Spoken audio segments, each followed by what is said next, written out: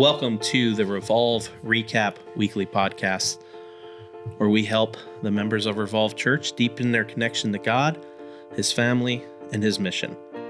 I'm David McCumber. And I'm Bill Lackey. Thank you for joining us today on episode 4. Let's get recapping. Let's do it, David. Episode 4. 4. It's going to be a good one. Yep. We got big things planned. Switching it up a little bit, maybe. Huge things. All right. So what do we got? What's going on today in the podcast? Well, we didn't have a sermon yesterday on Sunday, I should say, because we did a prayer service. So we're going to kind of talk a little bit about that and why we did that and why that's important. And then we're going to talk about some discipleship rhythms among friends and just what a discipleship kind of looks like outside of the programmatic box that we tend to put it in. And then we have some updates about missions partners, serving opportunities, a mission trip coming up in July. What else? Anything? No, I think that's it. I mean, I'm sure there'll be much more Shenanigans. Yeah, but I mean, let's go into the question of the day. Tomfoolery. Question of the day is my favorite. You're not going to like segment. This one. So if you are just tuning in for the first time, yeah, what is the quad? The question of the day, the quath, is Bill brings a question that I don't know what it is, and he brings it to me, and I just have to answer it off the top of my head. Right, and these questions come from my Day One journaling app, which is an app that I use on my laptop as well as my iOS devices. And basically, they give you a journaling prompt if you want to use it. I never use it because I journal at my quiet times, but I like reading them. Yeah, and I like when you read them. Let's hear it. Today's socially or emotionally, I'm adding that part because I don't want you to just say something boring. How have you been the most impacted by the COVID-19 pandemic? Oh, well, I mean, see, I had to come home from Greece. I added socially or emotionally because I didn't want someone to be like, "Gotta wear a mask." So how have you been the most impacted by the COVID-19 pandemic? Well, first thing that comes to mind is that our family was staying in Greece, and we had to come home about halfway through that time. So that would be the first thing that kind of comes to mind. But that was like a very immediate thing? Yeah. What about something that's more like smearing out over 2 years, I think there have been faults in my personality that have been magnified. So without making a whole podcast on me sitting on the couch and you psychoanalyzing me. Well, just give us one example that's not terribly embarrassing. We'll save that for offline. I think just frustrations and temper. Mm-hmm. I think that was brought to the surface of like, this is something you need to pray through and work through. Mm-hmm. And I think just the COVID pandemic, the lockdowns, the stress kind of squeezed a lot of people. And you kind of realized, when people are like, "Oh, I gained 20 pounds over COVID." And it's like, well, because you're probably using food as a coping mechanism. So it's not COVID's fault. It's just brought to the surface things that you were maybe repressing a little bit more. What if I was eating snacks made in Wuhan? Oh my goodness. My kids love to talk about bats and eating bats. And if we just didn't eat bats, there would be no why COVID. Did we do it? Why did we do it? I didn't do it. I was eating gyros in Greece. Man, eat too many bat, you're going to get fat. Yeah. Well, for me, let's see. I think two things. First of all, what you said was actually a really good response. I think that the toothpaste tube was squeezed and whatever comes out is what's inside. And so I definitely think that some of those same old struggles get like amped up. And yeah, there's a lot of truth to that. And so I think for me, I saw much of the same, same old struggles, same things I've been struggling with since I was in second grade, just kind of turn the dial up to 11. And then the other thing is, two things come to mind. One is losing traveling has been really hard for my family. I think that international trips kind of like kept us going because it was always something to look forward to.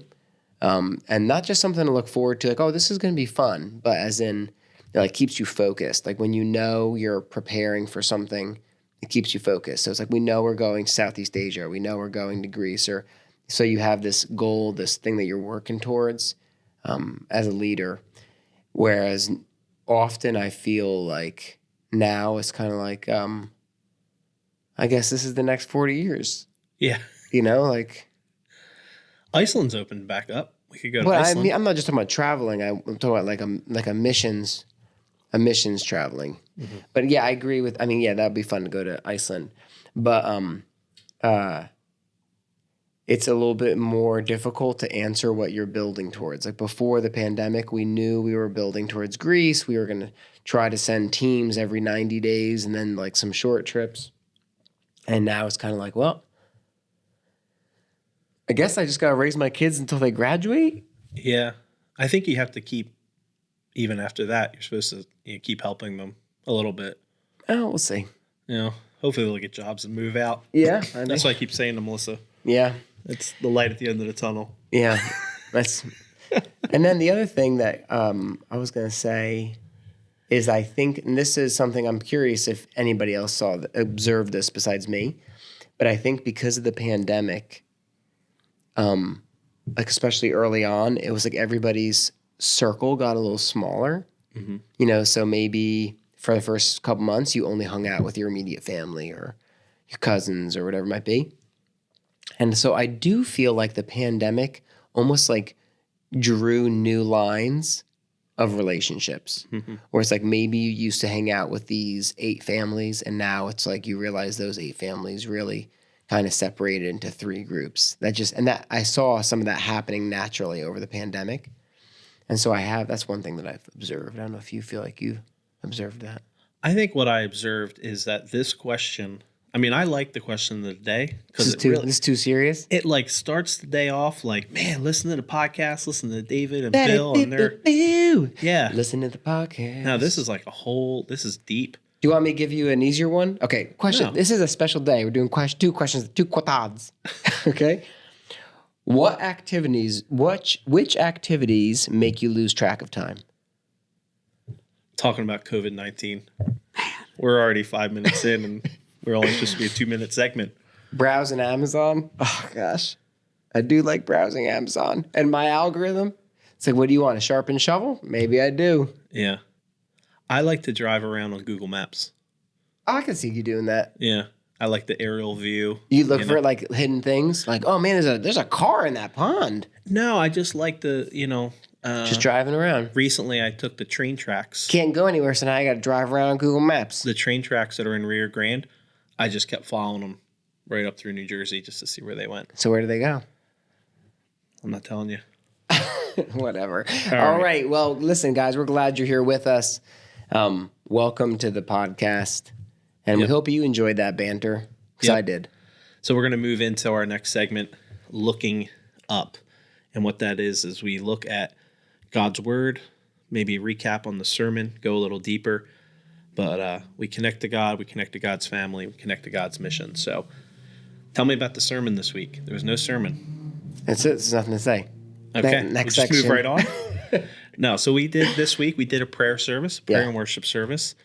And I really, really enjoyed it. It was a great time. I was saying to Bill afterwards that just really humbled by God's grace and his mercy and his power, and just taking an hour to focus on that, surrounded by brothers and sisters in Christ, and then also being with my wife and with my kids was just a really great time. So, but I think what I want to talk about today is why did we do that? What sparked in your mind to do a praise and worship service? Well, we got this puppy. He's 5 months old and he's terrible at sleeping, and I just didn't feel like writing a sermon. Oh, that's what it was? No. Lord moves in mysterious ways, Bill. That's right. That's what it says in Second Hesitations. There it is. I think that, if you remember the week before, we had done that overview of like culture, and how our response really should be to pray for our culture, pray that God would move, bringing his kingdom on earth as it is in heaven. And it just seemed like a really natural thing. And when I kind of floated the idea to Mallory, she immediately felt like, yeah, this is a good idea. And so we decided to run with it through this big movement of praising God, confessing, interceding for the world, and then ending in hope. And so that became the very loose framework for it. And so, why did we do it? Honestly, I just kind of felt like we needed it.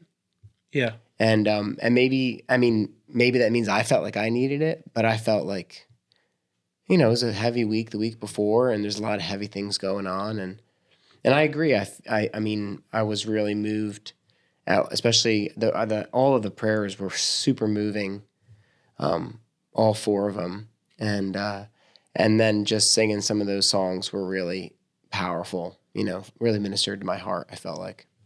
One thing to take away from this that I'm thinking about as you're sharing is the importance of the local church, because what you said there was something was stirring in your heart that you needed this. And I think God uses you as an elder and as the pastor to test or to address the temperature or whatever's going on within the church. Like you said, you shared with Mallory and she jumped right on it. And I think that the dangers of being disconnected from the church or saying that you listen to a pastor online, this is kind of going off subject, but I think it's important. Their problems aren't our problems. Yeah. So as you are praying about the sermons and what to preach about and what to address, you were thinking of our church, and you felt the Lord was leading after Sunday last week that the church needed a time of prayer. And right. I just think that's a really strong case to make for the local church, because the elders and the pastors have their own flock in mind when they're planning. Yeah. And that is important to remember, because otherwise you listen to, John MacArthur sermons from during the pandemic when they were in that lawsuit with the state of California. And it's like, well, that wasn't our reality. Yeah. And so you can, it's not that those were bad sermons or something like that, but it just wasn't the same thing we were going through. Yeah. All right. So to get back on topic, I apologize for that. No. So, why did we do it? I think we just need things like that from time to time. Yeah. And, when you think about what you just said earlier, you said it was good to take 1 hour. It's like, an hour is not even a long amount of time. The average person listening to this podcast probably watches an hour of YouTube or Netflix or something a night, and then you think, why does it seem so huge to spend a whole hour? And it wasn't even like a whole hour in prayer. It was like we prayed a couple prayers and we sang some songs, which is a form of prayer. But I think that one of the things that I've been thinking about is how, for my own life, sometimes it just feels like you're always running at like 3%. It's like your life is always just kind of blinking, like plug this in before it gets shut down. You know what I mean? And I think that's how people feel. And I think that's one of the powerful things about going to church instead of just listening to a podcast or having a prayer service, because it forces you to kind of stop, Yeah. Now, how do we develop that as a culture? So it's not a thing that we kind of plan for. Yeah. This is something that we talked about a lot, and I don't even know if there's an answer to this, but I know as elders and as you and I have talked about this, how do we develop a culture of prayer? Because it is... Because a culture of prayer is different from a program of prayer. Yeah. And I think that's, when I look at Revolve, I think one of the things that we did well, two of the things we did well that I see is, one, I think we have a culture of discipleship, and I think we have a culture of generosity. I think Revolve has come to expect that we're generous, that Revolve gives, was what I mean by that. But a culture of prayer. And if you say, well, what did we do? I don't know what we did. We just did it. And so I feel like with prayer is so elusive, because you don't have a culture of prayer if you carve out 5 minutes every Sunday to pray. You know what I mean?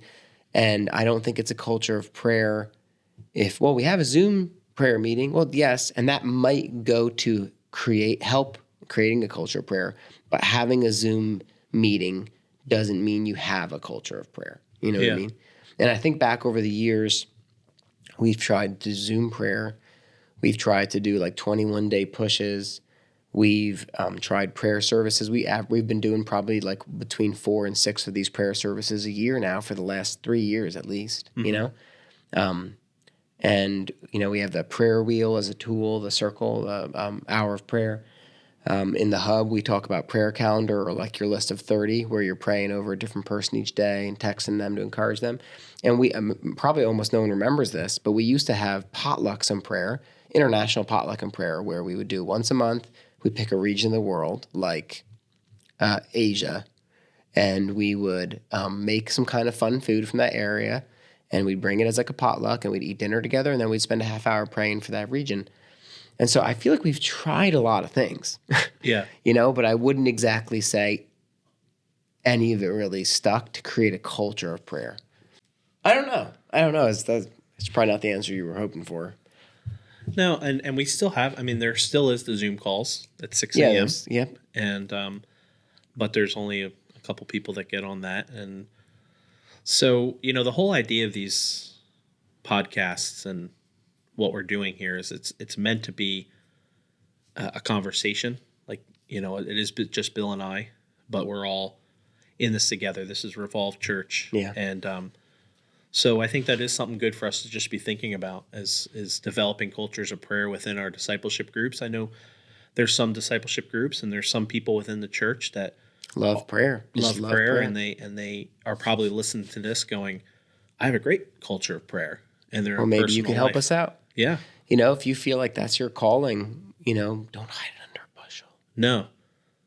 I'm going to let it shine. Let it shine. Yep. But I think something that's worked well for me is this year starting a prayer list of making 15 names, and on the first texting someone, praying for them. The passage in Colossians 1 where Paul says that, you know, he prays daily for his disciples that they walk in a manner worthy of the Lord. So I try to, you know, the guys that I'm closely connected to, guys in my DG and the elders, and so I try to pray for a different person every day. Then so on the 1st and then on the 15th following up. And that's a personal thing that I'm trying to develop, and you know, maybe that'll catch on. I know, which is basically a version of the list of 30 or the list of 100 that we use. So I mean, the point is adapt it for whatever works for you. If you only want to do 7 names, then do 7 names. And it's like every Monday I pray for David, you know, that kind of idea. And so I think that's maybe even like a good action step homework for all of our dozens of listeners. Yeah. You know? Yeah. We're the Joe Rogan of discipleship podcasts. That's what someone told me the other day. Really? Well, it was Gina, but wow. There's worse things she could say, I guess, right? Oh yeah. I mean, she could have told me she unsubscribed.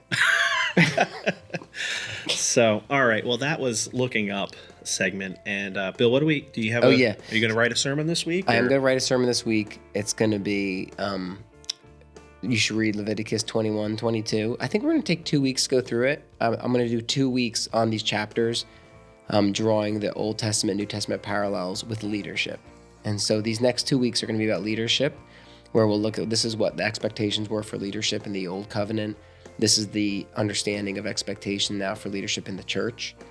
And so I think it should be super practical, just in terms of, you know, unpacking, like, what are elders? What do they do? What are God's expectations?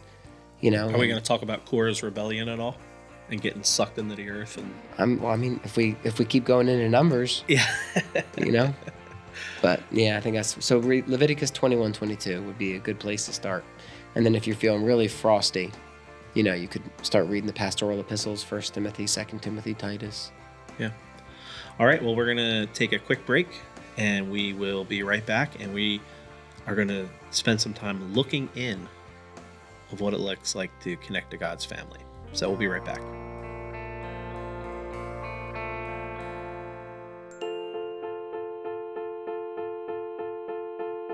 All right. So let's look in real quick. Book club updates. We're now into a new book club. Not really a book club. It's more of what would you call this time we're in now? Just a teaching It's session? just like a course. A course. You know what I mean? And this week, Steve kicked off the course talking about the Canon. And the Canon. Pachelbel's Canon. Yeah.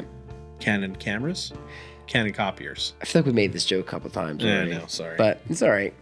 It's episode 4, scraping the running out bottom of of the barrel. Yeah, Steve kicked us off with Canon. And so if you don't know what that means, it's just why the books that we have in the Bible are those books, and why Enoch or Bel and the Dragon or, the Book of Judith. Wars. The Book of what? Book of Wars. Oh. I just read that in Numbers. I thought you said horses. No, well, the horse, that one didn't get cut. It didn't make the cut. But no, I just read that this morning in Numbers. Yeah. Joshua or Aaron quotes the Book of Wars. And I was like, wow, that's one that didn't make the cut. Right, or the Annals of the King, those kinds of things. Yeah.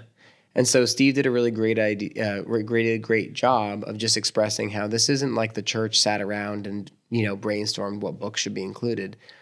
But this was really God sovereignly, divinely confirmed these things, And so there's some markers, like when it's written by a prophet or an apostle, and, it's authentic and those sorts of things. But also, I think the craziest part of it is that basically, in my very rudimentary church history understanding, as the church started to become formalized under the empire, they realized they needed to have this conversation of like what books should be in the Bible versus not be in the Bible. And so it was kind of like this. It was like, everybody come with your list and we're going to figure this out. Yeah. And then they came and to North Africa. And everybody had like the same list. And they're like, oh, well. There we go. All right. There we go. There was some disagreement over little things, but by and large, that was basically the general gist of it. It was like, everybody come with your list, and they were ready to like fisticuffs, and they showed up, and it was like, wow, you guys want to go to Denny's? Yeah.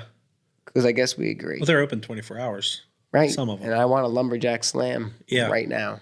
I think one of the other catalysts to that I learned from Steve was that the church was able to come above ground, and not because it was legalized in the Roman Empire. So now was that the Hippo meeting? Yeah, I don't know. I don't remember. Once the Roman Catholic Church accepted that as a religion, churches were able to kind of communicate and kind of come above ground, right, and actually talk about like, well, what books do we agree with and stuff like that. Which was I think it was like 380 or something. Yeah, like that. So it was a long time that the church was kind of running and gunning underground. That's it. Yeah. So what are we going to talk about? Discipleship rhythms. Yeah. We talk about that word a lot. What does that mean? Well, a rhythm is something that you do on a regular basis. When we use the term, that's what we mean. So if we say like you have rhythms in your family, maybe whatever it might be. Maybe you have Friday night's pizza night. Yeah, or Sunday you watch football, or you have Italian dinner with your great grandma, and all that kind of stuff. But so my grandma hated Italians, so my great grandma's dead, David. So thanks for bringing it up. So the discipleship rhythms would be like the natural patterns that you have in your life, which are oriented around discipleship. And as I was thinking about this, and Dave and I were chatting about it, we were thinking about our friendship with Scotty, who some of you might know as Michael, who some of you might know as Cam. Yeah. Some of you might know him as the guy who doesn't wear shoes. Yes, in the worship team. Yep. And so a little bit of backstory, and we're kind of building this plane in the sky here. But so I guess I'm trying to remember. I have a terrible memory, but I think that Scotty started to come into the church before you, or yes. And so Scotty started coming to Revolve, and we had back then we had something called Fight Club, which was basically doctrine. I don't know why we called it Fight Club, because it sounded tough. Yeah. Just wanted like tough guys to sign up for it, Okay. And so, were you in the same Fight Club as Scotty? I think you were, right? I was, yeah. And so that was pretty much the first time we met. I mean, we didn't really know each other before that. I didn't know Scotty, and David and I knew David's sister, Melissa, and brother-in-law, Jason Tozer. But I think we started to develop a friendship there, and did some things together But then it really took off when we went to Southeast Asia. It was Scotty, David, Matt Newby, and myself. And we went to Southeast Asia for 2 weeks. And I just really feel like that time together really like solidified some friendships. Yeah. And this whole conversation is being birthed out of some of the big takeaways from the discipleship class book club that we had last month was people realizing that within their friendships, there's opportunity for discipleship relationship. Discipleship doesn't always have to be, well, I'm 40-year-old man, so I get a 20-year-old guy and I'm discipling him and mentoring him. That there's discipleship opportunities within friendships. And I think they're actually the best opportunities. Yeah. Well, they go the deepest. And they're the least forced. Right. And so like I think about that, like I mean, besides playing and we started playing on the worship team together and those kinds of things. But I mean, besides that, like I don't surf, Scotty surfs, I don't skate, I'm not an artist. Yeah. I think that, but like the Lord and ministry serving together really kind of bound us. And then when I look at that, I think about the fact that from there we went to Southeast Asia again. We've been to Puerto Rico serving together, to Greece, Budapest. And I really feel like the Lord just, each of those things, it's like now it's deeper and deeper and deeper woven. And so like you think about that and people will be like, well, you guys are just really good friends.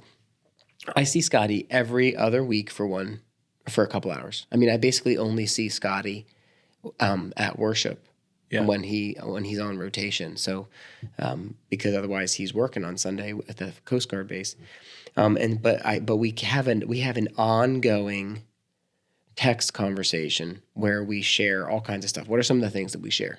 So this is the part. If you've tuned out because you're like, I don't care about your friendship, little boyfriend time or whatever between the three of you guys, this bromance. This is what I want you to tune into. Pay attention, people. This is you. This is important for your life. Yeah. So everyone has those text threads that you have that have 3 or 4 people on it. Right. And our text thread that we have is engaging every day, starting first thing in the morning. What are you reading? What God's teaching you? Yeah, somebody shares their quiet time, the verse they were reading, or often I'll copy and paste my journal entry, and I don't edit it. It's like raw. Yeah. It's not like I'm going to paste a journal entry that makes me look good. Yeah. You know what I mean? And that kind of sparks the day, and that ongoing conversation that's happening. You know how text threads go. It's like you don't hear anything for a couple hours, or then you have 70 messages. Yeah, but that conversation is started in the morning, based off of what you're reading, and throughout the day there may be jokes or videos or things that are going on, but sprinkled in throughout that is if I make a joke that goes too far, you guys call me on it. Mm-hmm. And not to say that there's like all these horrible jokes going on, but there's also times of, man, I'm such an idiot. I really messed this up. How many times have we texted one another, man, I'm such an idiot, I just did this. Yep.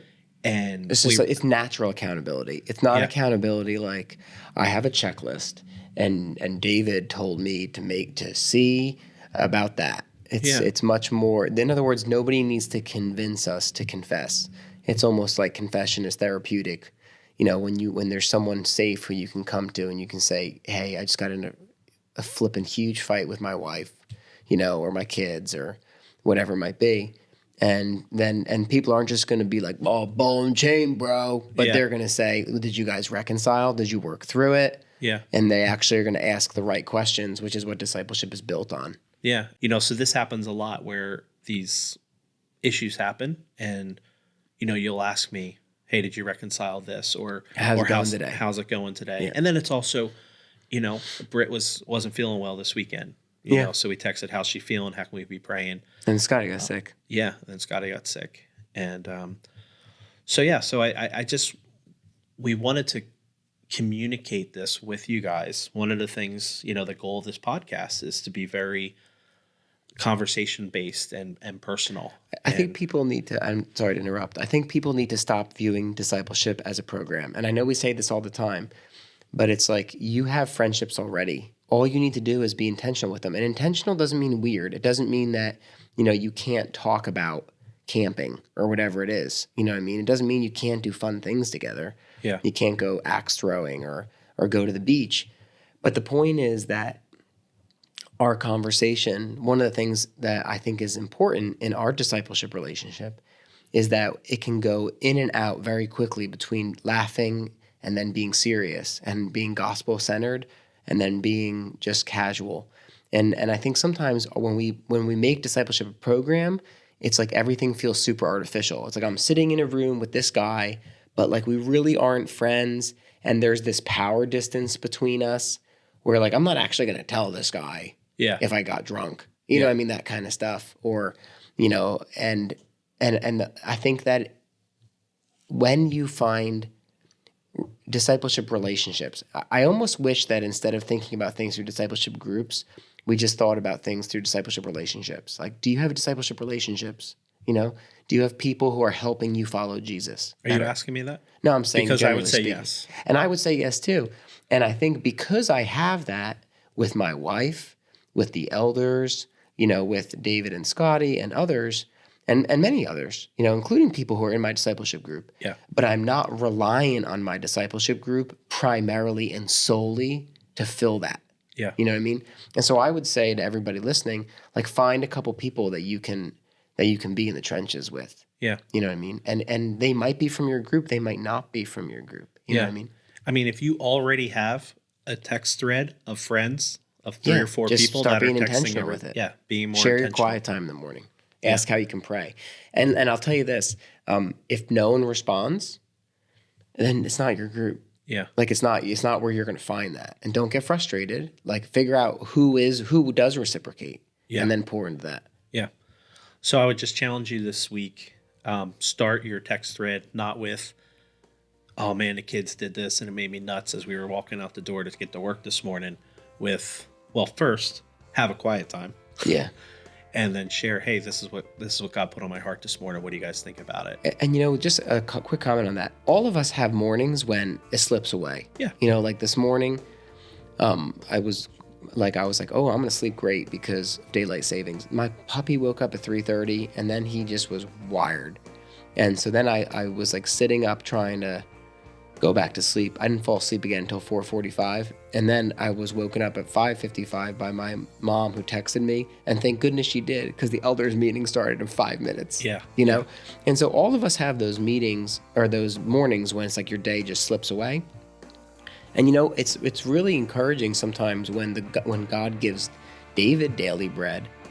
And maybe my morning was hectic, but then David shares his daily bread with me and we can share that bread together. Yeah. You know what I mean? And it's reciprocating. It's not me always pouring into you, yes. or vice versa. Yeah. Right. So, well, I hope that time was encouraging to you guys, that it wasn't just a bro time of us sharing our personal lives, but it's encouraging to you guys. So we're going to take a quick break and move into looking out, what's going on in the world, and how can we engage it for the glory of God.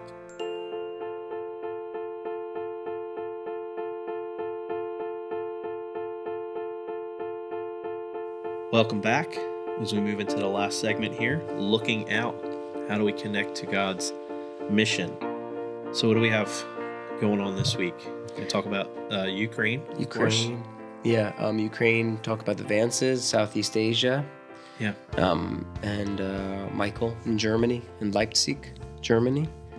So last week you shared a pamphlet about we're raising some money and gathering items to be shipped to Ukraine. Is that still going on? That's done. That's done. Yeah, that's done now. And that wasn't us organizing that. That was the Ukrainian Orthodox Church in New Jersey was organizing that. And then I guess they isolated like some drop-offs around the state. Chartered a plane.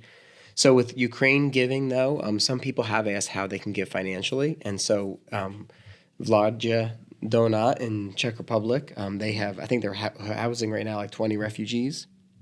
And Vladja is a partner that we've had since day one, really. Yeah, I've known Vladja for literally 20 years, over 20 years. And Steve's known Vlada's family for like 40 or something like that. Steve's 40 years old? He's 42. Wow. Met him at birth. Yep. That was and great. so, and so we've known the Donut family for a long time. And so you can, if you go on our website, revolvechurchnj.com/give, one of the funds on the drop-down menu is for Ukraine. And so you can give to that, and then that money is going to get funneled to the Czech Republic. And we also have some funds that can be available to go to Poland, where we have some friends, not who we partner with as a church, but who Gina and I we went through like missionary, what do they call it? Orientation. We went through like missionary orientation at the same time as them, Bruce and Linda.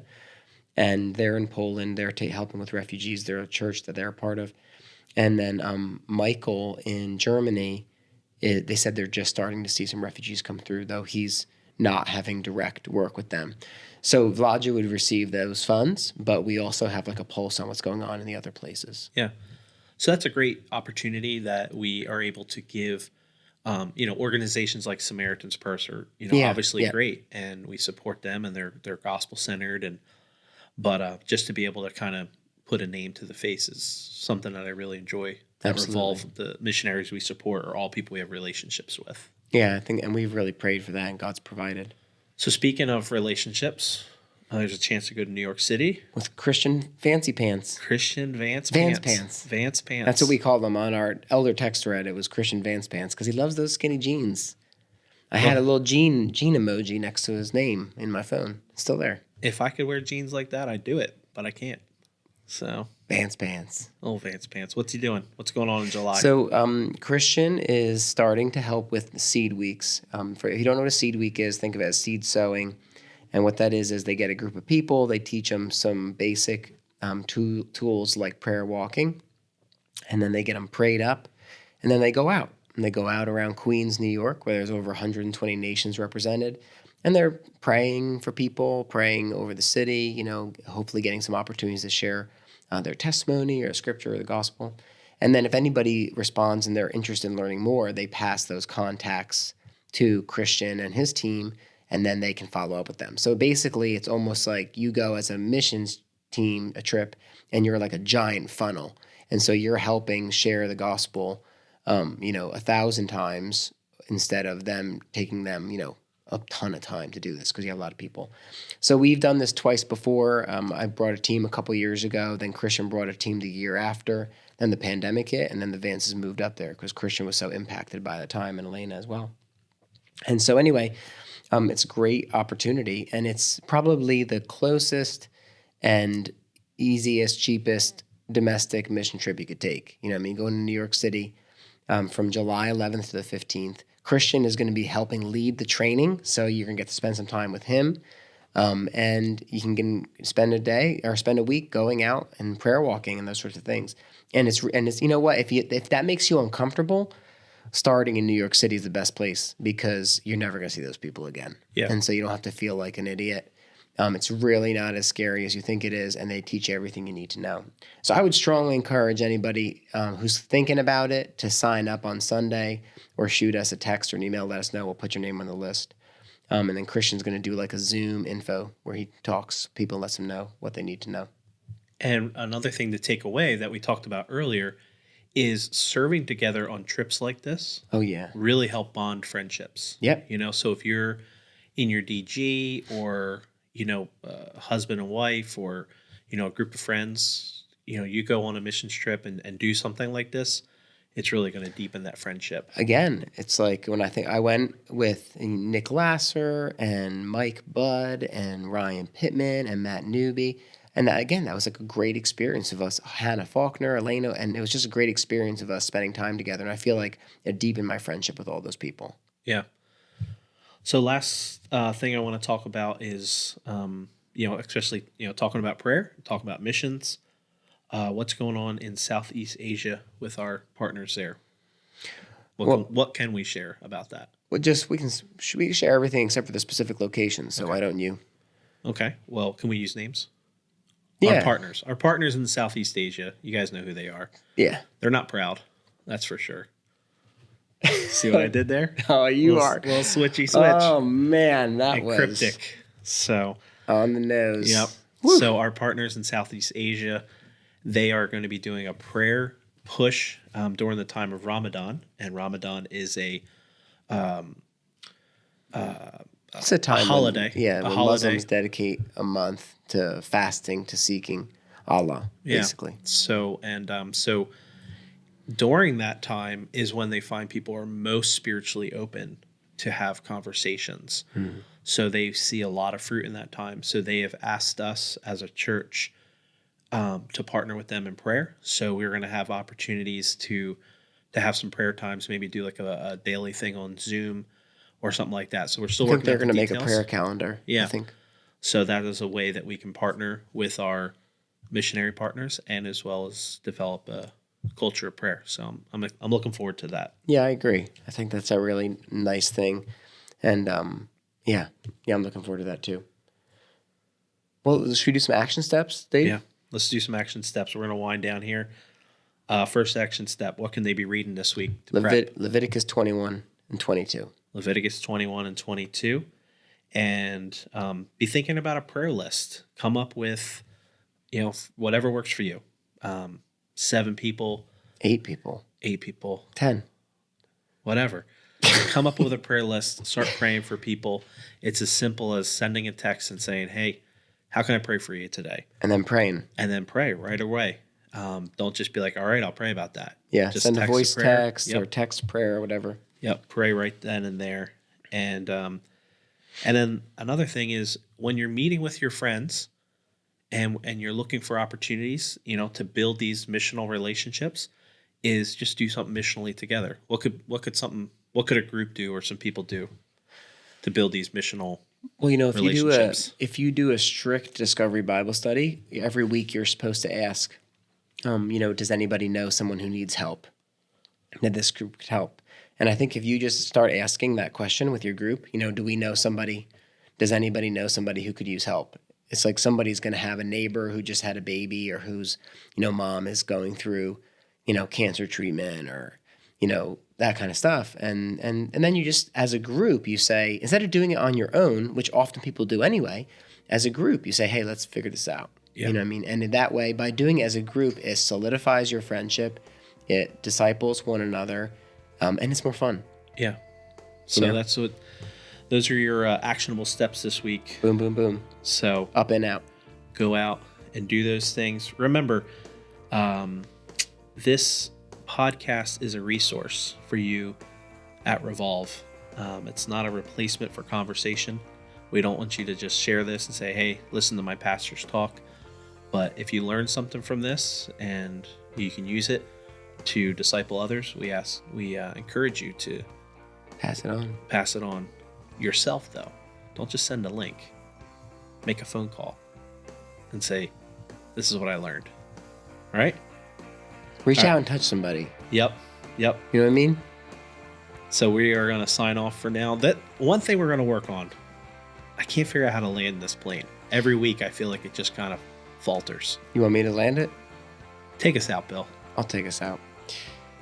The truth of the matter is, David, why does this stuff matter? Because one day will be the last day. And it could be tomorrow. Could be today. So make today count.